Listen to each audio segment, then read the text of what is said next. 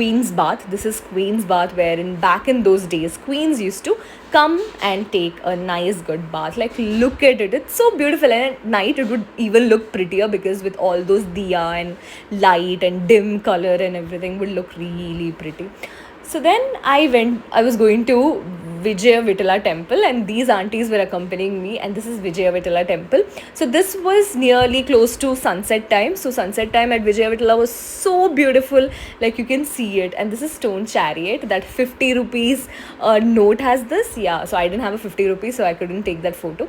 But Vijaya Vitala again was one of my favorite. First, obviously, it's going to be Virupaksha, and then Vijaya Vatla really kept me in there. It was so beautiful. I spent most time sitting, admiring at the pillars.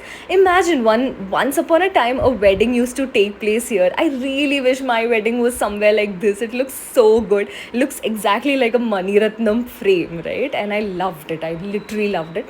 The musical pillars were not used now because of some issues. They had blocked us from going there, but I just sat down there. I was just looking at all of these things, right? All of these carvings and pillars. It was really stunning. I spent the sunset time there, and we left from Vijaya Vitla, and then we reached back to Virupaksha. I saw Lakshmi. I spotted Lakshmi. Lakshmi is a famous elephant in Virupaksha temple.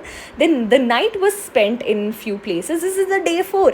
Day four, I rushed to have breakfast morning. It was a very soulful breakfast. Then we went directly to Tungabhadra River.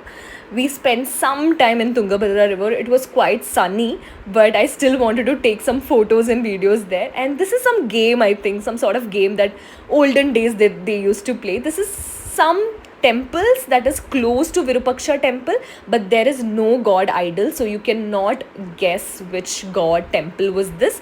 But there are few small temples which is close to Virupaksha temple, that is really beautiful. Like, it's really stunning. It's not as huge as Virupaksha temple, but then it's very close to Virupaksha temple. So there are, like, you can see there are small temples here and there.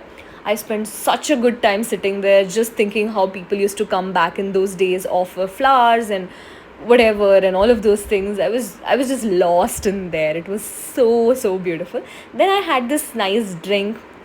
Then it was my time to return. Night was my train back to Bangalore.